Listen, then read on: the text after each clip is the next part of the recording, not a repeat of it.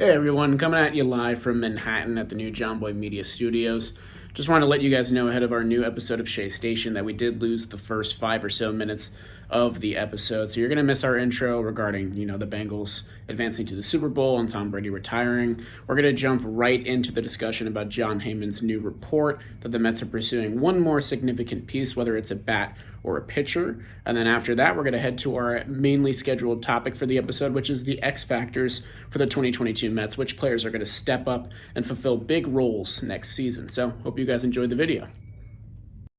I know you've been a proponent for pitching depth, which I think needs to be addressed no matter what. But I think if we're going for a bigger name, I think we need a left-handed power bat. I think we need to fill that lineup up with somebody that can hit from the left side. A Kyle Schwarber type player. I think that's very important for just the overall health of our lineups, top to bottom. I think it's really important to get that power hitter from the other side, and I think that's what they mean when they're saying we're open to still adding, because it's so thin out there from the left side. You've got Conforto and you've got Schwarber. Can you think of another name that would fill that spot? I really can, at I least in the can't free agent either. market. Yeah. I mean, that's kind of hinging on, the DH coming through, which I think, it is pretty clear it will be a part of baseball going forward. Yeah, the Mets we're sorely missing power from the left-hand side of the plate and power at their home ballpark. And as we know, Kyle Schwarber torched the Mets and has been doing so for his entire career. I have been preaching a lot of depth. I don't honestly think that the Mets need a three-headed monster in their rotation or anything. I think DeGrom and Scherzer are a fine I, 1-2 at the top. I think you, like you said, we just need some depth pieces. I think we're one or two pieces away from like just filling out our roster as far as on the pitching side, but I think we have all the heavy hitters we need. Of course, you're not going to close those doors to adding a Kershaw type to a rotation, because he'll definitely make your team better. And when you have deep pockets like the Mets do right now, you never want to close any doors. But I think significant additions, I think they're looking for a lineup guy, especially from the left side. Yeah, I think that I've thought about it a lot in the weeks that we've had no baseball, no real things to talk about. And I think that the Mets looking towards like a six-man rotation type of thing could be really beneficial to those guys at the top. We know about Scherzer's age. We know about DeGrom being injured and missing half of last season. And you can bank on bounce backs from guys like Carlos Carrasco and Taijuan Walker, but you have guys to fill out, a potential six-man rotation. I think you need maybe one more guy to get in there, and that can come internally or externally, but it doesn't need to be this huge name, I don't think. I mean, I want to jump right into these X factors because there's a name that I feel like people forget, and his name is David Peterson. David Peterson is a great pitcher from 2 years ago. He had an injury riddled, tough start to a season last year that ended up, shelving him for the whole year. But this is a guy who we were counting on going into last year. He made significant strides in his first year. He's a left-handed pitcher, a big body guy that can carry, a heavy workload, but he's coming off an injury and people just forgot that he exists. He doesn't make any lists. I haven't seen him on many depth charts except for, when you take a deep dive. I think he's going to make an X factor contribution to this team where we're like, he's going to be like, hey, you guys forgot I'm a person and I'm a player and I'm pretty damn good. I made it to the big leagues at a young age. I think he's learning from some of the best in the game. I look forward to him making a huge splash in the Mets rotation because, like you said, they have significant injuries with DeGrom. You have, Cookie coming off of some major injuries. You have Tyler Mcgill coming off a rookie campaign. You just have so many innings up in the air. You're gonna need another depth piece and deeper than even Peterson. But I think he's too good to not be considered that 5-6 spot. I really like that we're kicking it off with Peterson here because, in all honesty, he is a name that I kind of neglected and forgot about. He's not even in our outline. I'm glad you brought him up first. People forget that he had a really solid 2020, and I know we look back on 2020 with a bit of mixed emotions that maybe, some guys had breakout years that weren't really sustainable long term. But if we look at the numbers, a 3.44 ERA in 9 games started, 40 strikeouts in 49 innings. I mean, these are solid numbers for a guy that was basically the number two that year since the Mets rotation was falling apart pretty much as the season began. He's a former first-round pick back in 2017, and like you said, he made it to the show pretty quickly. It only took him about 2 or 3 years to get there. And last season, things really didn't come together for him. he is a big lefty guy, and we did lose Joey Lucchesi, so he is the lefty of the rotation right now. And if the Mets want to go 6 men, then, that's your answer right there. You have DeGrom, you have Scherzer, Cookie and Taiwan, who you're kind of banking on bounce backs. And then you have these young guys in Tyler Mcgill and David Peterson, who knows what value you're going to get out of them. They're still only starting. They're still at the beginning of their careers. So for David Peterson, it's going to be a matter of which guy are we going to get? Are we going to get the 2020 guy that stepped up in a huge way and backed up DeGrom when we needed him to? Or are we going to get the 2021 guy that was battling some lingering issues and some confidence issues, I think, as well? There are some big shoes to fill here. Yeah, so I think Peterson's he's got another level to him. You never want to discount a guy that's learning what it means to be a pro, to be a big leaguer, learning how to take care of his body moving into an offseason. I think people just forgot he existed, and that's something that he doesn't jump off the page as a huge fastball, a huge strikeout guy. He's always going to be kind of underappreciated, and for me, that was always a motivation, and I can see him doing that. Everybody forgot I was Tyler Mcgill before Tyler Mcgill was. And so I think he can really push that into having just not only an amazing 2022, but just an amazing career. The guy's a great pitcher that people just don't appreciate. Yeah, I've been a huge proponent of Tyler Mcgill in the offseason. I really liked what I saw from him and his build. I compared it a lot to early stages DeGrom before DeGrom became, a god himself. But David Peterson has a lot going for him, and the Mets are kind of known around the league now for having these big body pitchers, these tall guys that can really throw hard. And Peterson falls in line with those guys perfectly. So, it is a matter of which version of David Peterson we're going to see, but I definitely like him as an X factor for next season. I'm going to move us forward with a little bit more of possible rotation depth. Another guy that maybe Mets fans have forgotten about since we only really got a brief glimpse of him in 2021. This was a move that really excited me when it first happened. The Mets got a lot of depth pieces together ahead of the 2021 season. Obviously, a lot of those pieces fell apart because we were strapped for depth pretty much in May. But one of those guys that was a big move for the Mets that they got for pretty much nothing from the Marlins was Jordan Yamamoto. Yamamoto only pitched 6 2/3 innings last year, only made 2 appearances before he got injured as well and got shelved with an shoulder injury. But from what we saw of him, it was 6 2/3 innings, 3 earned runs, 3 strikeouts. And the big thing for him that has always really excited me, even when he got his first start with the Marlins and really sprang on the scene and had a really good month to kick off his career, he has a 6-pitch arsenal. And he uses pretty much all of those pitches pretty equally. So there's a lot of ways for him to go. He's not a big velo guy. He's not a big body like David Peterson or Tyler Mcgill, but he's sneaky and crafty in the way that he can get outs. So it's just a matter of can he hone his secondary pitches and really find ways to, use his arsenal to the best of its ability. I like Yamamoto. I think he's a quality pitcher. Like you said, a 6-pitch arsenal. There was some concerns with him. Obviously, his shoulder was injured, but his velo was down even for a guy that throws a little bit slower. So there was some question marks going in on can he maintain that effectiveness going forward. And I think, it was such a weird season, but for him to go down injured, he lost a major year of development. But hopefully this gives him enough time to get back to full strength and to come into camp with a full arsenal of pitches at his top velo. So it should be interesting. You'll know right off the bat what kind of shape his arm is in. And if he's throwing, those low to mid 90s like he was as a Marlin, he's definitely going to push for that 5th spot and some depth pieces. Otherwise, he's going to iron out his next year in the minor leagues until he shows himself ready. Yeah, I think that him and Trevor Williams fall in a very similar class right now of the guys that are just below rotation spots but could easily slide in there if need be. The Mets have basically 8 starters on their roster right now. Not all of them are glamorous options like Jacob deGrom and Max Scherzer, but they are guys that can log serious innings if they remain healthy. The month that I had mentioned before came back in 2019 for Jordan Yamamoto when he was a member of the Miami Marlins. It was his first 4 starts in his major league career. He had a 1.57 ERA and 0.91 whip in that month. So he really displayed great control. He didn't get many strikeouts, only 12 in 23 innings, but he was great at pitching to contact and getting soft contact on those outs. But in the 2021 season, he got hit pretty hard in the few appearances that he made. So it is going to be about location for him. He's a big command guy, and if the command isn't there, then he's going to get knocked around pretty rough. But I think him and Trevor Williams, they're kind of in that same class. One of them could take a step forward. I know me and you both liked what we saw from T-Will after the trade last season. He made some pretty impactful starts down the stretch. What do you think of him in 2022? I think he's a key piece. I was gonna jump right on top of it. Thanks for leading me into there, Jolly. But I think Trevor Williams is not only the key for the bullpen as that long swing guy. I think he's the key for Seth Lugo not to get too much pressure into lengthening out too far, because you finally have that true, that true last guy in your bullpen that can just eat up like 5 innings if a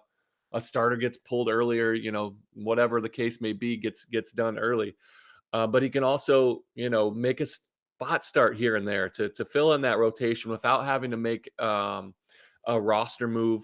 I think he's going to be the key, and he'll keep Lugo pushed to that back of the bullpen where he needs to be, so they're not tempted like they have been for his entire career to be like, all right, what else can you do, Seth Lugo? Instead, just keep him in the back end, let him do his 1-2 inning stints, and finally have a solidified role.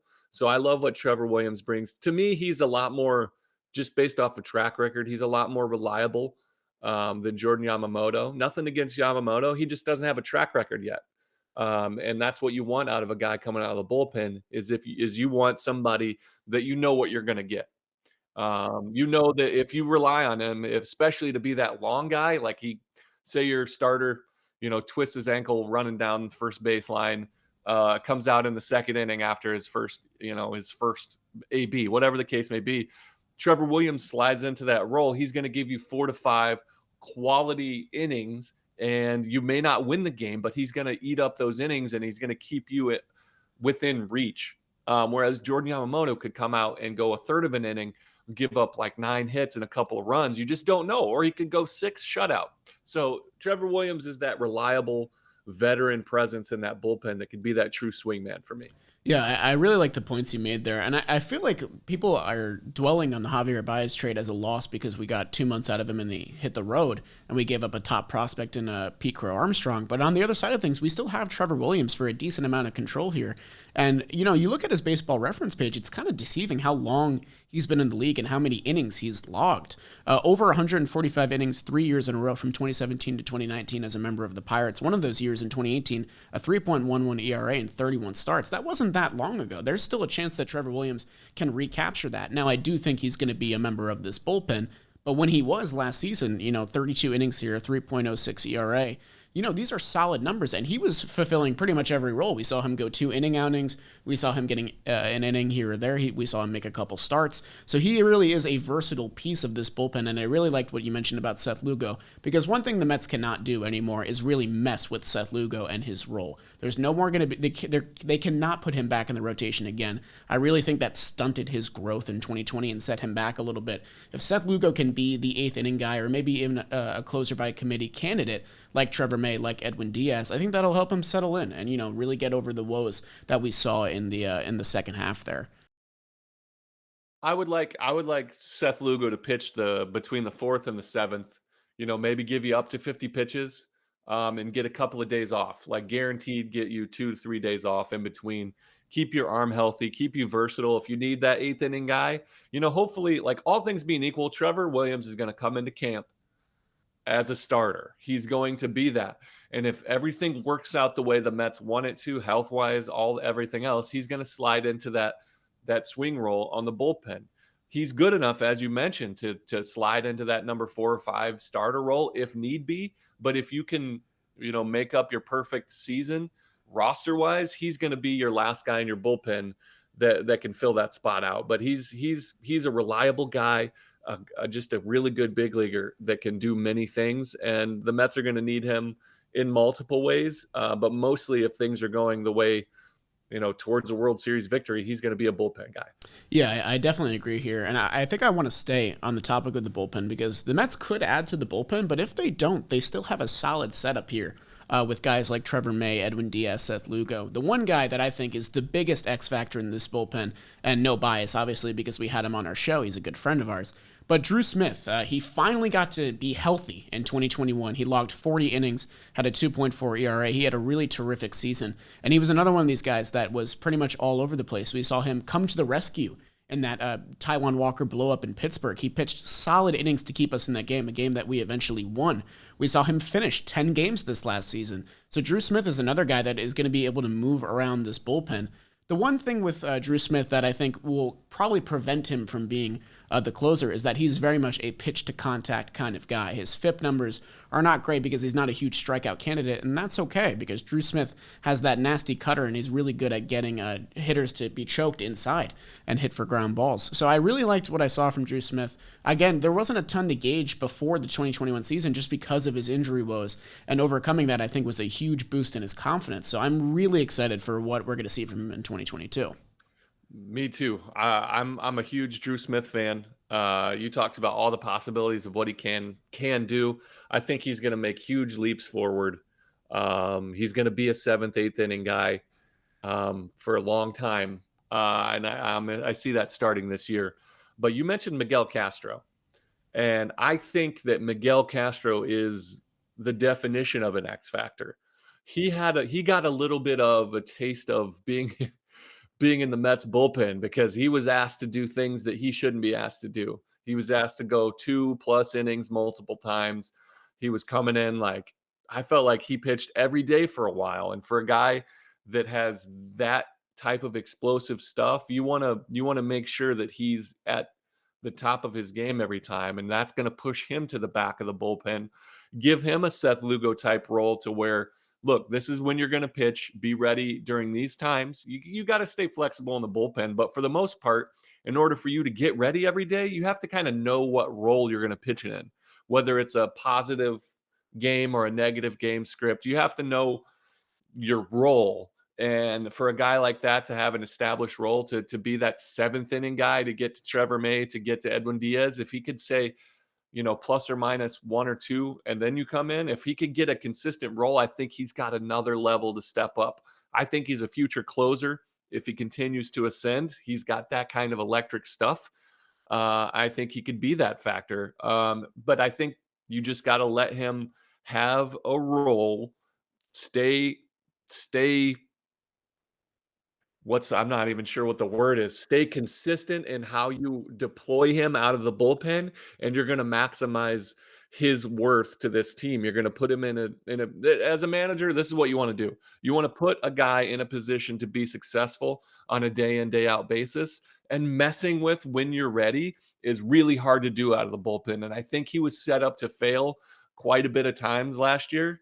More often than not. And you saw some fluctuations in his effectiveness. So I think if you just give him a role, let him consistently pitch in it, you're going to see him take strides and rise to another level. Yeah, I really like the Miguel Castro pick here. There's 3 points that I want to make, and the first one I want to make has to do with the deployment factor that you mentioned before. The only player that Buck Showalter had managed on the Mets before accepting the managerial job was Miguel Castro, former Baltimore Oriole. So, I mean, there is some familiarity there. I'm sure Buck probably has a soft spot for Miguel specifically. And when you look at his numbers, Miguel had a solid 2021. It was definitely a roller coaster, definitely an up and down in consistency. But we mentioned before the big hitters, the big boys in the Mets bullpen. Miguel Castro is bigger than pretty much any of them, 6'7", 205 pounds, and that contributes a lot to his velocity. He had the highest average velocity on his changeup of any pitcher in MLB last season at 90.8. So the guy can really fling it in there. That's a scary pitch to face if you're opposing Miguel Castro. But I think it's exactly what you said. You need to find him a role. And obviously bullpen roles, they fluctuate all the time. You deal with injuries. You deal with guys that are having rough months. You have to move guys around. But I think Miguel Castro probably got moved around more than any other guy in that bullpen. And I think he did suffer for it. So if you can find him that 6th or 7th inning spot and just keep him there, maybe he's not part of this whole closer by committee thing that Buck may embrace. That's a whole nother discussion. But if Miguel Castro can get a solid spot in that bullpen, stay consistent, and figure out how to fire that changeup more and more, I think that he's going to have a really solid 2022. And this is another guy that the Mets have control of for a decent amount of time. So he's here for the long haul. So I think it could be interesting. Yep, I'm excited for what he brings to the table. Electric stuff, good work ethic. Like I said, if you can figure out a way for him to have, it's just all about your prep work, your routine of when you can be ready. Bullpen guys are maintain flexibility. There's I always talked about, like, if you're a car engine, I idle a little bit higher and during certain roles because you could pitch at any time. You're ready to go. That way, if your number or your name gets called on that telephone, you could fire it up really quick. But when you have no idea, whether it's the second through the ninth inning, when you might pitch on any game, it's taxing for you mentally and physically. And so if you can just give him like a smaller window on when to be ready and how you're going to be deployed, if you're going to come in and get 1 inning or if you're going to go 3 innings, as long as you maintain some type of consistent window for Miguel Castro, the sky's the limit for that guy. Yeah, and I think we'll touch on one more pitcher here before we get to our hitter X factors. I think this is probably the biggest one of any that we've mentioned, just because this is a make or break for the Mets rotation, in my opinion. And that's Cookie Carrasco. I think that Cookie Carrasco came back a little bit too early from his injury. It was definitely a necessity if you place yourself in the mindset of a Mets fan back in August. We needed all the innings we could get just because there was no guys around for depth. And I think this maybe will hurt Cookie in the long term, but he did make 12 starts for us. I think that he probably could have missed the entire 2021 season, and it probably would have been a little bit better for his health. But the guy, if you follow him on Instagram and Twitter, he's been training hardcore, pretty much more than any other Mets player that I've seen, and I'm pretty on tap with those social medias. He's out there every day working out. He just recently posted a video on his Instagram sort of his journey back. They showed some scars from his surgery, and I think there's nobody more motivated on this Mets roster to prove their worth than Cookie Carrasco. I'm excited for him to have a full healthy year, especially in offseason coming into it. The guy has fought tooth and nail, trying to get what he did for the team last year was a complete, self-sacrifice. You'll never hear him complain about it, but he was pushed way earlier than he should have been, and he did it willingly because he's a team guy. He's one of the few guys in the game that has just an absolutely wonderful reputation, and he lives up to it. The guy is selfless. He is a wonderful teammate, and he showed it last year. And so I'm excited for him to come in fully healthy, ready to contribute and show glimpses of the form that he had before, the cancer diagnosis, before all that. So just to come in feeling healthy, feeling strong, and have a lot of pressure taken off of him to have to do it, because you've got Scherzer and you've got DeGrom, two of the best pitchers in the game ahead of you. Your contributions, especially early in the season, you're not going to be needed. And so if you need an extra day or if you're not feeling great, you can take a breath. Last year, we needed every single pitch that he threw. And so I'm happy for him to come into the year just kind of taking that pressure off of him and letting him do his thing at his own pace, which is he's going to be we're talking X factors here. He is not a make or break for me, but just because of some of the depth pieces we have and the ability to sign a guy, I do think that he would make our team significantly better. If we're battling for a World Series and that guy slides into your 3, maybe even 4 spot, your team is doing wonderful things. That's a good sign for us if he can just get back to form a little bit. He's a definite huge piece for this team. Yeah, that's sort of what I had in mind when I mentioned him as like my biggest X factor on this list, just because if he can find a way to recapture who he was 2018 prior and even 2020 after he had already come back from that cancer diagnosis, 12 games started, 2.91 ERA, 1.21 WHIP, those are solid numbers, especially for a number 3 guy. If you have that 3-headed monster for a playoff series, man, the opposing lineup has to be a little bit scared. And that's a huge proponent of what made the Mets so successful in their last deep playoff run was solid starters giving you great outings every single night, even though those guys were pretty young when they were doing it. So I think Cookie is going to be finally 100% healthy in 2022, and we're really going to get a gauge on what kind of pitcher we're getting in this trade. Are we getting a guy that's a little bit past his prime that maybe can't hack it anymore, or are we getting a guy that has dealt with so much and is finally healthy and has a clean slate to really prove himself in 2022. I don't think he needs to be that number 3 guy, but that definitely is his ceiling. He can really back up DeGrom and Scherzer and bridge the gap to our younger guys at the back end. Absolutely. This guy is, he's one of those pieces. We talked about Trevor Williams' role. He's going to come in as a starter, but on the best roster that we could put together, he's going to slide into that bullpen. Cookie Carrasco is one of those guys that's going to push him into the bullpen. And that's the best scenario for the Mets, and I think that's best case scenario for Cookie Carrasco himself. So I want to talk a little bit about the guy that might be behind the plate, catching all of these pitchers that we've mentioned before. As most Mets fans know, the catching situation in 2021 was not ideal, especially from an offensive standpoint. The signing of James Mccann has not gone well in its first year. We still have 3 more years of Mccann to see what he's truly capable of. I do think that not playing a full season prior really did hinder his performance a little bit. Now he has that full season rep behind him. Maybe he'll come back stronger in 2022. But I do want to talk about his backup in Tomaszenito. Tomaszenito's offensive numbers were not great in 2021. There's no secret there. A 588 OPS over 161 plate appearances. The thing that really caught many fans' eyes, including myself, was that Tomaszenito proved himself to be one of the best defensive catchers in the game right now. And as we're learning more and more as we move forward in baseball, that itself is a huge value to a team. Per Jerry Weinstein, he's a coach with the Colorado Rockies who really focuses on catching proponents. He's developed his own catching metrics, which I'm still, learning myself a little bit. Plus metrics are a little bit easier for me and for most fans to understand since it's just on a gauge of 0 to 100, 100 being the average in a league. But Tomaszenito tops the list on many of these new metrics in terms of pitch framing, in terms of stealing strikes and stuff like that. And we've seen Mets pitchers in the past personally request to have Nito behind the plate for their starts, most notably Noah Syndergaard when he was with the team in 2019.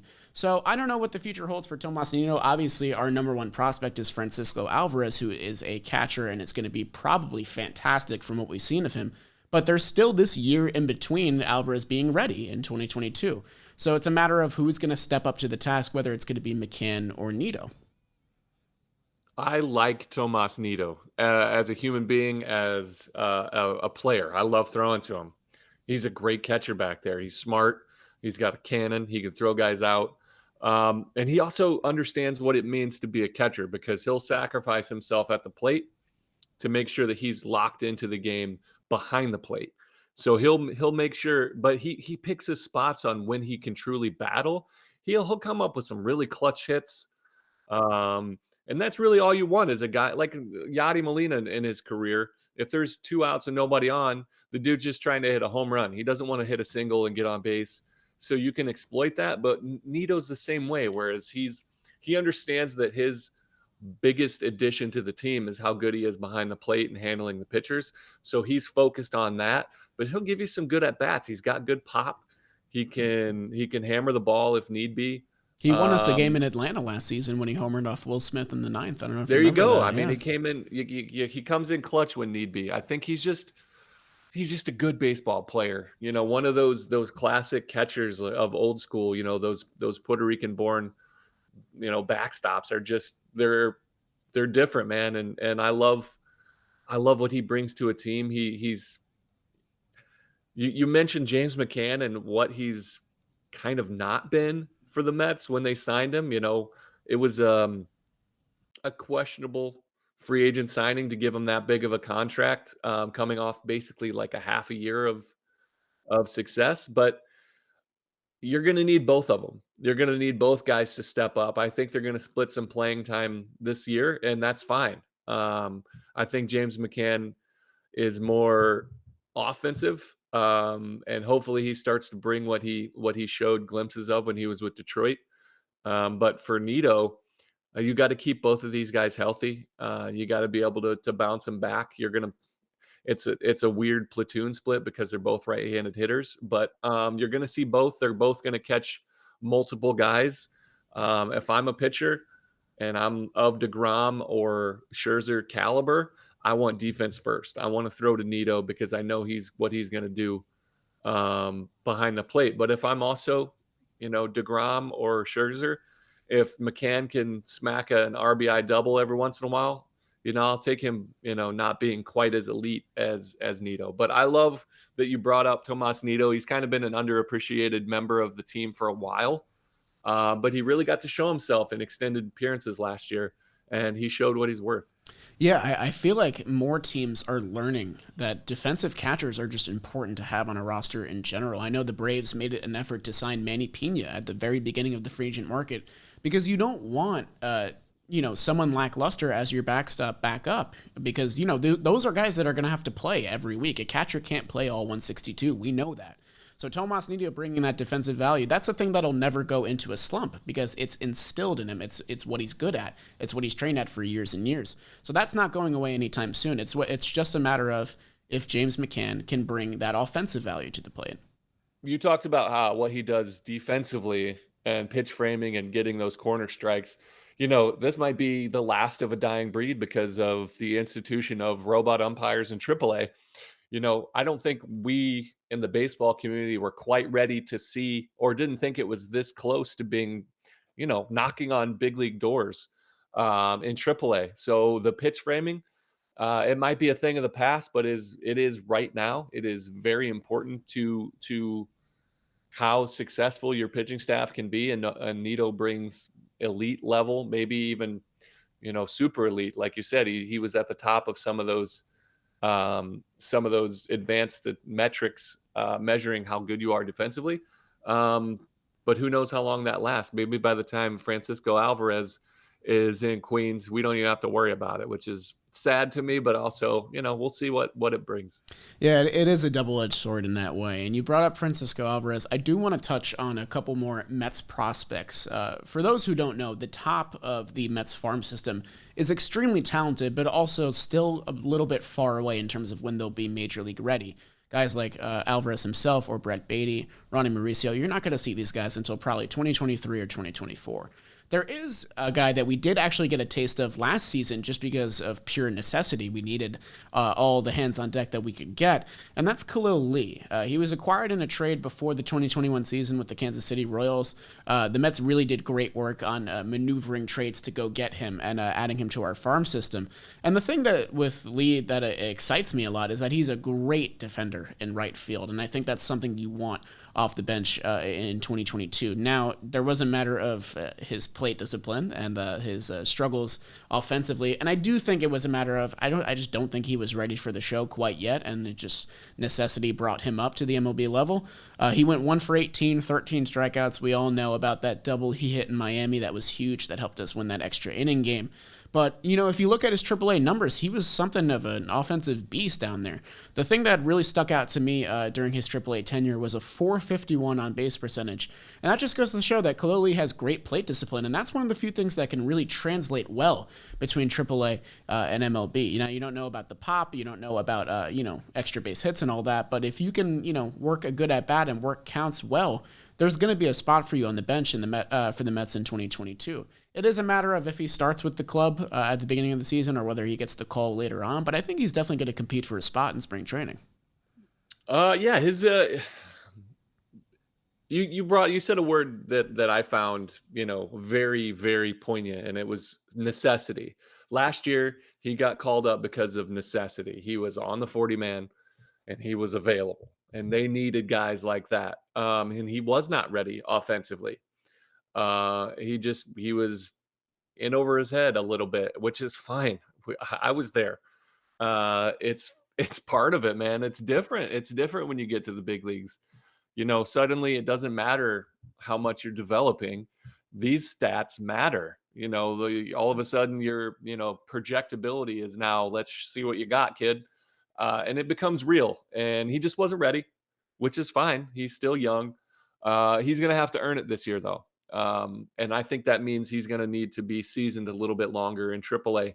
You mentioned his on-base percentage, which is astronomical at .451, but he also struck out 115 times in 102 games. That's a lot of punch-outs. And so that's something that is exploitable at the big league level, which you saw. So he's going to need to make some adjustments. I think it's just seasoning. I think it's just experience. And so that's going to come. And that's why I think it's still going to be AAA.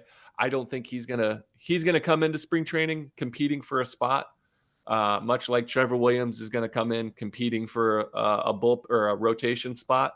But ultimately, if your team is in the best shape that it can be, Khalil Lee gets some seasoning in AAA. Yeah, I definitely agree there. The only reason why I think he might make it on as a reserve outfielder is because the guys that are behind the starting three that we have in Brandon Nimmo, Starling Marte, and Marcana, the guys that can play the outfield are Dom Smith and Jeff McNeil, but those are two left fielders who are normally infielders. And I think Khalil Lee, his greatest value to the team right now is defensive. And I think he can play a little bit of right and center, maybe slide in there, especially if an injury does come about. But there is a guy that I do think will likely make the opening day roster in some capacity. He's a little bit more higher ranked than Khalil Lee, and he's got a great bat to bring to the ball club, and that's Mark Vientos, who's getting more higher and higher ranked every single time I see him pop up. I saw a video of him in the cages recently, about a week ago, and the dude looks just like George Springer. It's almost eerie. The stance, the swing. Yeah, I got to find you. It's honestly incredible. When I first saw it, I couldn't believe how similar their stances were, how similar their follow-through was. Let's see if I can pull it up right now. But Mark Vientos really does excite me, especially with the proponent of this possible National League DH coming through. Here's the video. I'm going to post it in our little outline here. I like him a lot as a prospect. I think he brings so much to the table offensively. And again, I think he could figure it out defensively. That's something that you can learn. Watch Pete. Pete Alonso is not natural at first base, but he can get the job done. He works hard. He's very adequate over at first base. And I think Mark Vientos could do that at third base. Or you could go the JD Davis way and just be, a liability over there. So it's possible that he irons it out defensively, but ultimately what we care about right now is that right-handed bat, and he's got a special one. You mentioned JD Davis before, and I do think that it is like, if JD Davis doesn't come through and produce the way he did in 2019, Vientos is a very similar player, and he's ready to take his spots. That's going to be an interesting battle. And he's much, much cheaper than JD Davis. And so I think that's why they're looking to push him out, to move on from him and maybe get another piece, because they have a guy I think that they believe can fill that role in a similar fashion. JD Davis is a great hitter, and they're hoping Mark Vientos is that too. And he showed glimpses of it. He looked, you look at some of these numbers, and he's homegrown guy, which helps. This guy, all these coaches that you're talking to, that you get a chance to speak about, as far as development goes, have seen him from the jump as a 17-year-old kid when he signed. He was 17 when he signed. That's amazing. And so they've seen him from the beginning. And so he ended up in AAA last year, hitting 278 with a 979 OPS. Like, that is incredible. That's really good, and so those are the things that you want to see, and you're going to trust your eyes. You're going to trust the thoughts of a staff that you put together.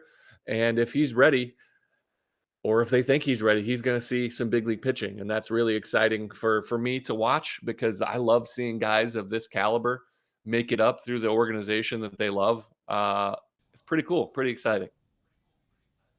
Yeah, I mean, you mentioned him coming through and that JD Davis copy that I really do like, and the cheaper option is a big move. It's a big thing that the Mets do have to consider going forward. JD Davis is definitely a potential trade piece. I don't know what kind of return you can possibly get from him. He did have the broken hand last year that I think definitely hindered his performance long term. But he doesn't have a lot of time to prove himself in 2022. He really needs to come out of the gates swinging. I do think Davis will probably slide in as a DH of some sort if the Mets don't go out and get Kyle Schwarber. And if they do get Kyle Schwarber, that throws this whole thing for a loop. Where does Vientos slide in? Where does Davis get at bats? Where does Cano get at bats? But at the same time, now Kyle Schwarber's in the middle of your lineup, and you're feeling pretty good about that number 5 hole. So that's a whole another thing that we've been discussing on and off for many weeks now. But I do think Mark Vientos has a lot to offer. It would be a shame for him to get sort of boxed out of a role in these 2022 Mets, because the next year, 2023, you're probably going to see some reps from Brett Baty. He's probably the third baseman of the future that you're looking at. The Mets do really like him a lot. He's their number 2 prospect. But if Vientos doesn't get a chance to prove himself in 2022, I don't see where he slots in the future. And maybe you start considering trade proposals for him. Well, there's no rush. He's still young. He just turned 22 in December. Yeah. So he's still quite young. There's no reason to push forward and feel like you have to get him up in the big leagues. But if he's ready, he's ready. Mm-hmm. They'll find a spot for him, man. They're not going to hinder their team just because he's young and controllable. This is a team that wants to win. This organization wants to win a World Series. And if they think Mark Vientos is a key to winning a World Series, they will bring him to the big club. I like that. And there's just so much depth on this roster, and I know we still want to add more. We go back to the beginning of our episode here. I do think the significant addition does need to be an offensive one, because there is a ton of guys on this bench now, like Dom Smith, Robinson Cano, Mark Vientos potentially, Khalil Lee potentially, Luis Guillorme. There's options everywhere, but I think you do need that impact bat in the middle of the lineup. If it does mess up the plans for some of those guys, so be it. You want to put out the best possible product for the Mets in 2022, and a big thing that got in our way last year, outside of having no pitching depth after a while, was the lack of offense, especially down the stretch. So that's something that does need to be addressed. And you can, like Mark Vientos, if he's the DH next year, and he's struggling, or if he's not getting quite that many at-bats off the bench, there's something to be said for just soaking in the experience and being there and learning from the guys on what it takes day in, day out. You can still get better when you're not getting regular at-bats, at least for a small window. He's young. He's going to need to get, 500 at-bats this year. But if he gets a small taste, a little cup of coffee here and there, and doesn't play every day, there's still a huge amount of just being in the big leagues for a little bit to understand what it's like to be there day in, day out. That way, when you do get those regular at-bats, nothing is too unfamiliar, and you can just get in and get comfortable. I really, really like that note on the end there. And I'm sure Mark Vientos feels the same way. I'm sure he's itching to get himself. I'm sure he would slide into a bench role happily. Yeah, I'm pretty sure. And I think that rounds out our list here, unless there's any other Mets X factors you want to touch on before we wrap up. No, there's nothing specific, but there's going to be at least two guys that we've never thought about that is going to make major contributions to our team, whether via trade or just a guy that skyrockets up or somebody that out of necessity shows up. I think there's flexibility there. You never know what's going to happen. A Sean Reed-Foley, who made a huge impact for us last year and chewed up some major innings and dominated. There's just so many options, and baseball is a beautiful thing. So I think this is a really good episode. I think we hit some major factors on guys that people just may not understand the significance of what they can do. But once again, it shows you the bright future that the Mets have on just how deep they are and how exciting it is to be a Mets fan and looking forward to this season. Yeah, I mean, when you look at all this, when everyone's healthy, it's like, wow, there's a ton of guys here. I don't even know if there's enough room. And it's so interesting because we were so strapped for depth just 2 months into last season. But I do really think if the Mets can maintain their health, they have a plethora of options. And we only covered 8 guys today. We could go 0 for 8. We could go 8 for 8. But like you said, there are definitely guys that we didn't mention that will likely make an impact in some capacity going forward. So just look out for that in the future, Mets fans. And I think, feel good about the options that we have at hand here, because these are all guys with tons of control left on their contracts. And, we haven't seen their full potential just yet. Maybe there's more to bring to the table. So I mean, it's exciting times, man. Exciting times. All right. Very nice. Yeah, this was a good one, Jerry. I like this. I agree. episode. I enjoyed it very much. I think we hit some deep topics and deep dives on some guys that deserve it, man. Yeah, man, I agree. And for our Shea Station listeners, hopefully in the very near future, we'll have our second guest episode coming at you guys very soon. Can't reveal who it is, but it's obviously a former Met, and he does have some postseason history with the Mets, some pretty famous history, if I do say so myself. So we'll be bringing that up on our next episode, possibly next week. But for this episode of Shea Station, number 28, I am Jolly Olive. I am Jerry Blevins. Let's go Mets. Let's go Mets, baby.